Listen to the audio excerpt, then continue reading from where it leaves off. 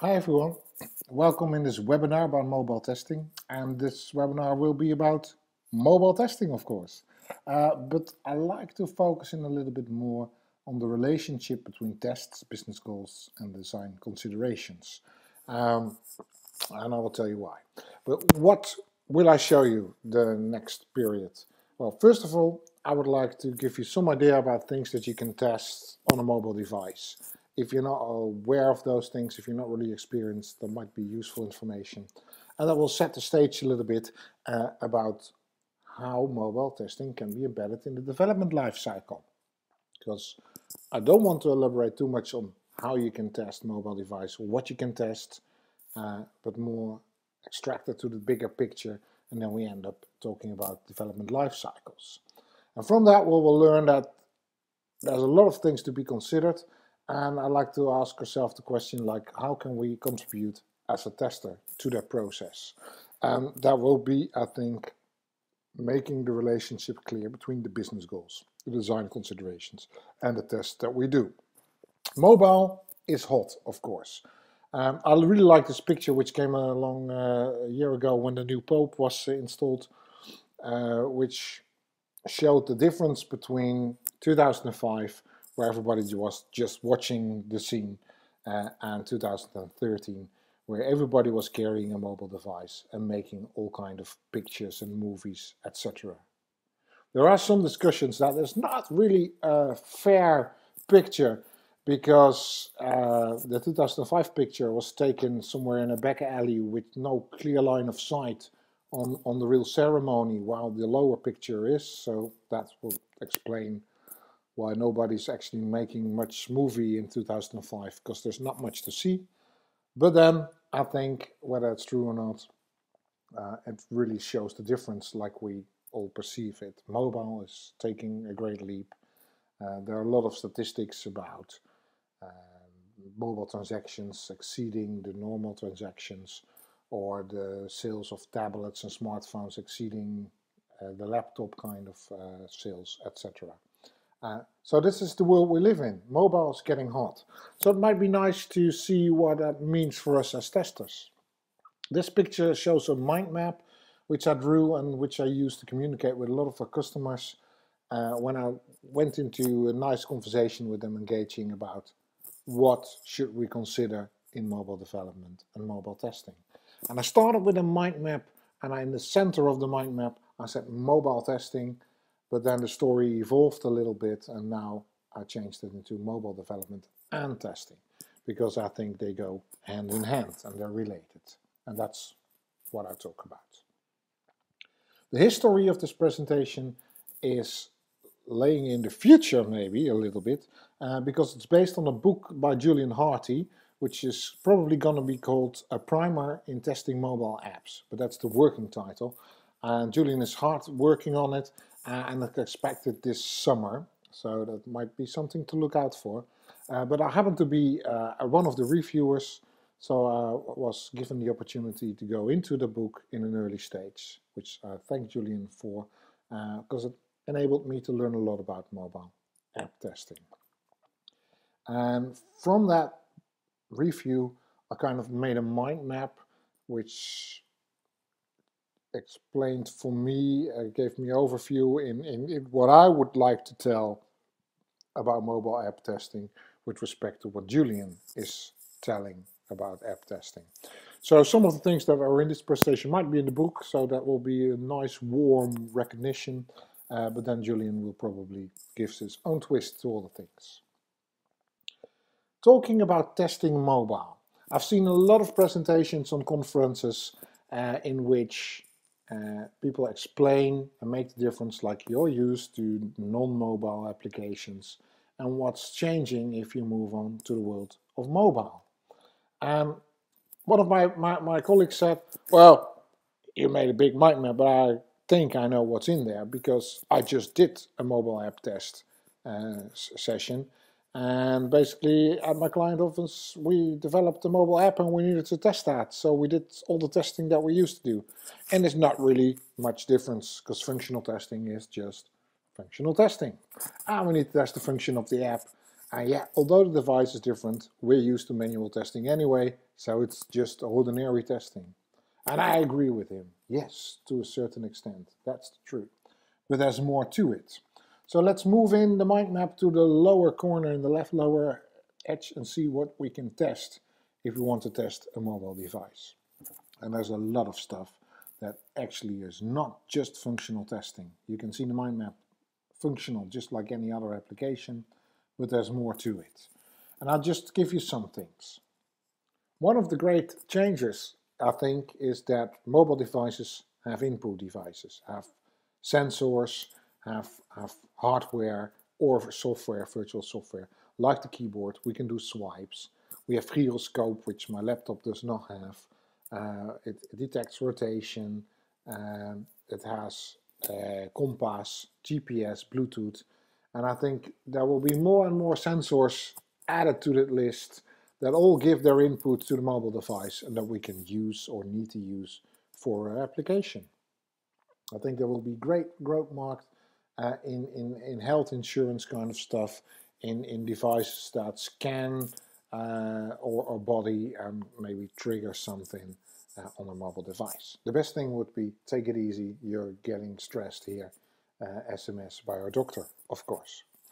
And if we have all that devices and all those inputs and sensors giving us data, of course we have interrupts because we're using our mobile phone to do a transaction, to buy a book, transfer money, whatever we are doing, and then a call comes in or a message, or we set the alarm in our agenda.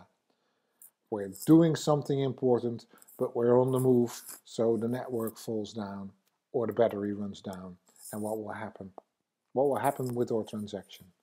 So I think from a testing point of view, we need to have the basic flow of all the actions that we were doing functionally on our application, but insert extra test cases for interrupts. And it has a security issue, of course, because from a user point of view, I would like to have my transaction being restored if I have new power, if I have network, if I switch back to the application I was in doing the transaction. But where is that information being stored? What data is being kept, and is it available for other people as well about my financial transaction, which was stuck somewhere halfway? Other things that you could think about, I'll start in the right, is the resource usage. It's clear that laptops have bigger power, desktop PC have bigger power than our mobile devices have right now.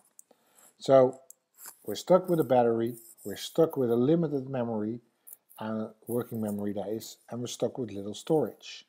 So if we test and if we design apps, maybe these are items that we should take into consideration. I like to make a lot of movies and pictures with my mobile phone, so I'm always running out of storage.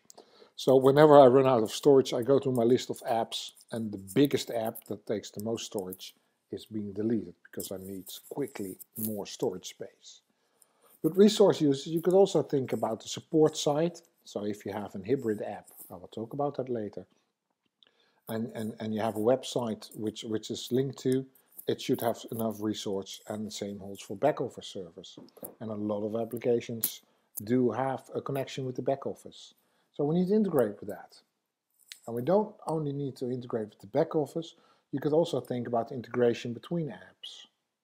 I like to make some music in GarageBand, which is a multi-track editor with all kinds of instruments. You could play around with that.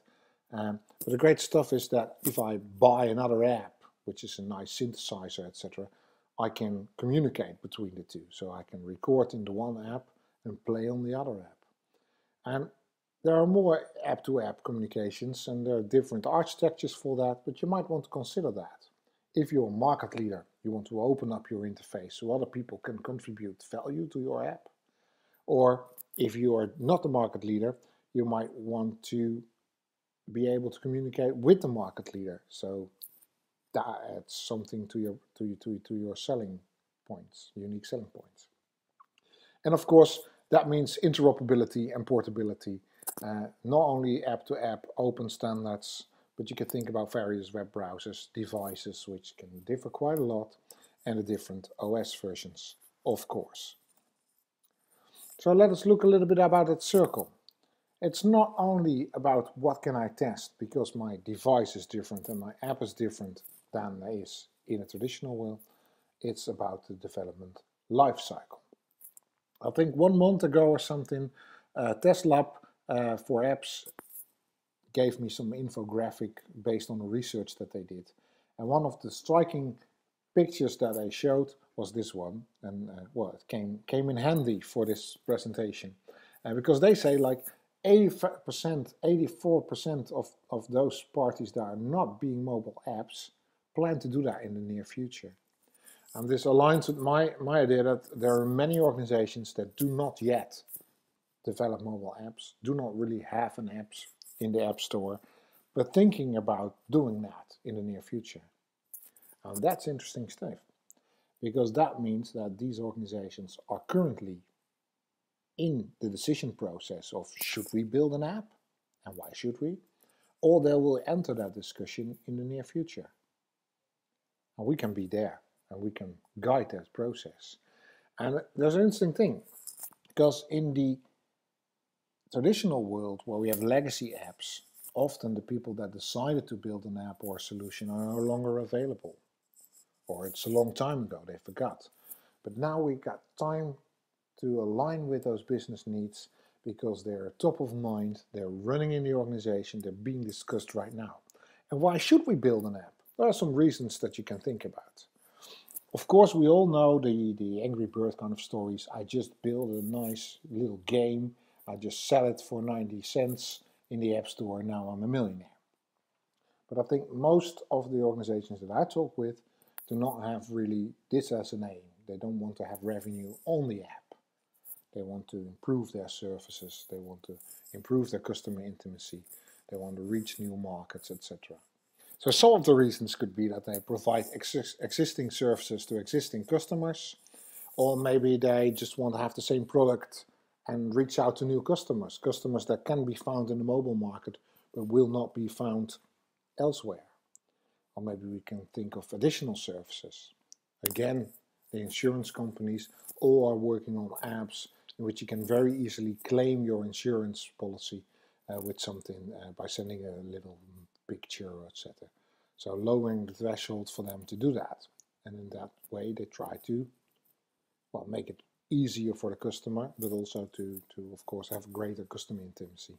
Like if they provide the best service, why move to another one? You could also boost the business, of course. So it's the same product, same price, but it gets very easy to buy it because you just have the app in your pocket and it's just one press on the button and you get your thing delivered by the next day. No big deal, it's easy, lower threshold. Then there are, of course, organizations that like to retrieve information. They want to know what you are doing online. So they make a nice app, and it's not really about the functionality of the app. It should be attractive, but what they're really after is the information that you have and that you can share in tracing and loggings. But I also like the cost reduction factor. That was the one that did not come up mind first, but I think is a really trifle argument. Because a lot of organizations try to reduce the calls on the help desk. They're generating their My Organization websites, environments, where customers can alter their product, subscribe for services, or kill subscriptions, or write down complaints or questions. And they reduce the calls on the help desk, make customers more self-supporting, and solve problems more quickly. But you could also think about your local government, which provides a nice app that you can say, well, the traffic light just across the street is flickering. I think the lamp is broken. And they don't need a help desk for that. They just create a platform so you can easily announce that and they can arrange that. A lot of different reasons. Makes you wonder why we're not all building mobile apps right now already. If you know why you want to build an app, there are some app type considerations, some higher level considerations that you might want to make. One thing is, what type do you use? You can see there's a web, a hybrid, and a native one. The native one, I think a nice example is the sat-nav, the route navigation stuff.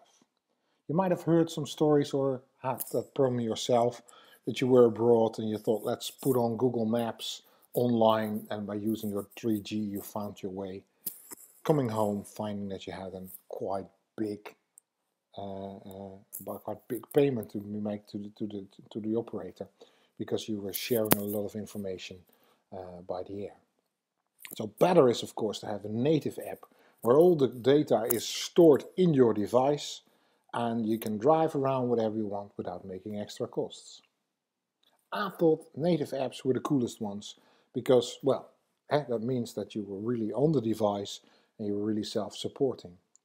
And to my astonishment, when I spoke with people about my mind map and about mobile strategies, a lot of organizations were much more moving to the web version, where they say, like, we want to have one customer experience, we have different outlets, but we want to make sure that all the information that we have is available to the user, and we can alter that straight away. We can really manage that, can do updates, and we're sure that everybody has the latest version. But we can also do more tracking and tracing about what people do and how they use it. And we're pretty sure that there's no problem with people not updating the application, so our service management gets more easy. And then in the middle, there's of course the hybrid ones. I like to show this picture at times because this is my flight track thing that I use when I go to conferences. And for one thing, it looks nice. So it has a lot of data, I think, stored locally without having to go online, without having to use my 3G or roaming traffic. I can use my application. But then, in that way it looks like the native, I rely on recent updates showing me whether my plane has landed or whether there's a delay. So it needs to have some communication with the back office service. Hence, it's a hybrid application. Another high-level consideration that you want to make based on your goals that you have with your app development is the granularity. How much apps do you want to have in the App Store, and knowing that the best app is single purpose.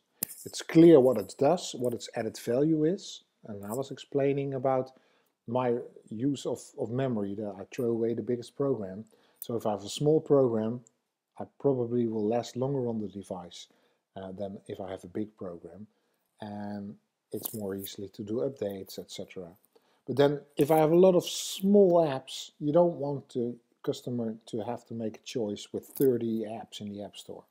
So there's a balance between, well, clustering functionalities in one app versus having clear apps with a single purpose.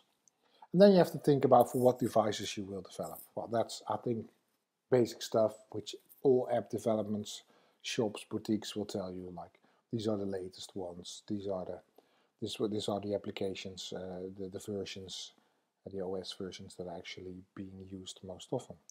But then think about for who you are designing, because if you're designing for new people or for kids, they might have different usage and OS upgrades things than if you're using something for elderly people.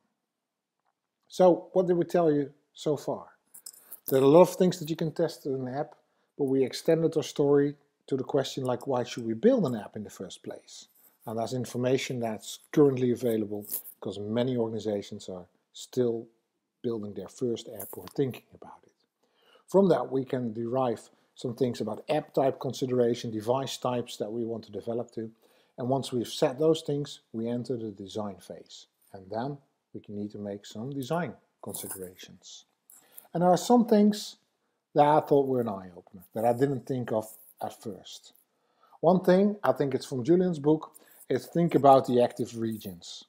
If you're developing for kids, they have small hands, so probably they will not be able to reach those buttons all in the middle of the screen. So you need to put all those controls near the edges. It's a user design, a usability factor, but it's driven by for whom are you making the application? What do you want to reach as a goal? You can think about color things in the same way. Like kids will probably have more flashy colors than elderly people. Bank applications will probably be more classical than any fun social media application. I had a nice conversation with the product manager mobile from the Dutch Telecom, And he addressed some of the items that I thought were really interesting. He said, well, you need to attract people to use the app. And he was he was explaining that you might want to have some campaign functionality, to have notifications in your app where you can tell your users that there's a certain maintenance window, whether they're production distortions or whether they're new apps or products or new offers that you want to make. And I really like the production distortions because I worked for the Dutch Railway sometime. Whenever there was a problem with the running of the trains, there's a lot of complaints by a lot of people. They react to that quite emotionally. So wouldn't your service and the perception of your company not be altered if you be able to reach out to them and say like, well, we have a problem. This is what the problem is. Explain some things and then tell them what the consequences are. So it might be guiding their anger into something like a customer intimacy and they say, well, sometimes it goes wrong, but I'm really pleased in how they inform me about it. So that might be an interesting thing, which completely aligns, of course, with the business goals that you might be having. Another thing is maybe you want to include surprises. He explained that he made a little app which said like, hey, you're having your birthday, have a good day, or you can collect free prizes. Just some things to drag people towards the application and make them remember, oh yeah, I got a great application for that. And he said make it generic because you don't want to update your app all the time. So you want to have something like a channel, a message channel that you can use within the same functionality, but you can make nice campaigns. So like I said, app type considerations. Do you want to have a native and hybrid web? What's your business goal? Do you want to tell about production distortions, or do you want to sell events or offers? Your mobile strategy. Do you want to sell apps? Do you want to create customer intimacy? Do you want people to make their own products and align those things? So do it themselves. But whatever you choose, there's also links with operations. Because you can make nice generic functionality, but who will create the offers? Who will create surprises once we're online and working? Some other things that you might want to consider is the security, how is data stored, what is sent to the host. And there are those organizations, of course, that want to extract that information from you. But a lot of organizations probably just want to do solid business. But there are organizations that definitely do not want to get information from their customers sent to someone else, third party or whatever, because they base their business on trust. Think about banks, for instance. But do you know, as a bank, how the software in your app is being built? What components might be taken from the internet and being reused from other applications? Do you know whether those items might have some kind of logging mechanism or send information to other parties? I had a nice presentation somewhere at a conference where somebody really traced down the loggings and they found a hexadecimal string, and then he changed the hexadecimal to readable strings, and then he found that there were contact information about himself being sent in the trace. But they were not openly sent in the trace, they were kind of hidden by putting a hexadecimal string. So if you find it really important that no data is being sent to third parties, you might want to test on that because you don't know what's in there. Well, some other things to consider, of course, payments. How do you do app payments in the App Store? Do you have a payment provider? Resource usage. If you want to have a smooth experience, you might want to do some caching or prefetching, already retrieving some information that you might need on the next screen. So while the user is typing, you're already downloading some information, so you can build the next screen quite smoothly. And that is where testing comes in, I think. Because if we derive a lot of those decisions based on the business goal that we're having, based on what we want to achieve, to what kind of users, and we're making decisions on how we should design the application, should we not test it? If we design a special caching mechanism so we can reduce air traffic, should we not test whether that's actually the case? Because if we design it, it's probably a success factor, is it not? And that's where we testers step in, I think, and where this left lower corner about items where we started might be still the same, but we understand where they come from and what drives the test that we need to execute.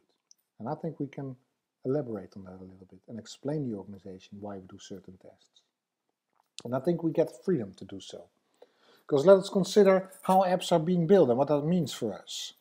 Talking with that mobile product owner, product manager of the Dutch telecom, he explained to me that, to his experience, a lot of apps are being built for the first time, or a lot of organizations are building things for the first time.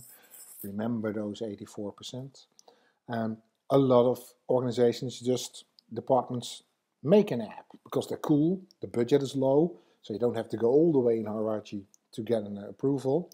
And people like to do that, and it's short term.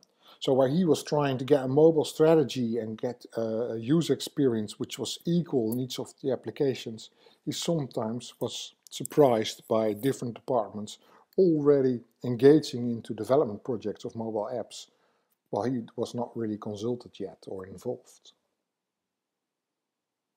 Another thing is that apps are often made in a short-term kind of agile situation.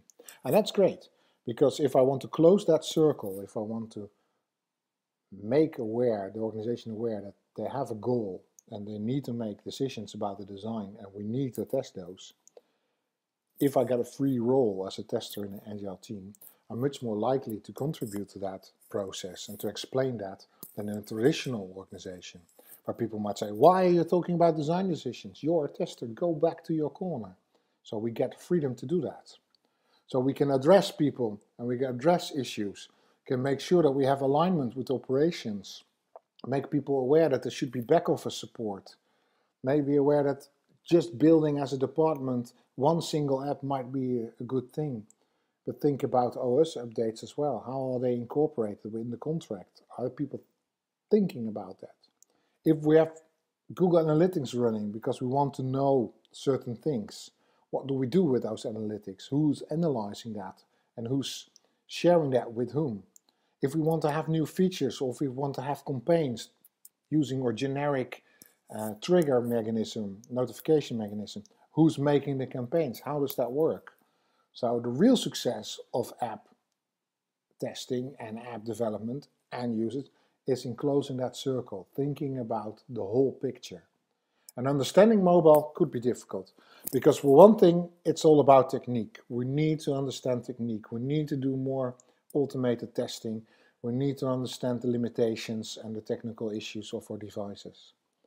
But I think there's great value in people who understand that, but also understand the context and can guide all those organizations that are now stepping into the mobile world, that might have developed one app, but did not really incorporate the development lifecycle in their ordinary lifecycle of IT, make them understand of the considerations that need to be done and how those drive success factors and the tests.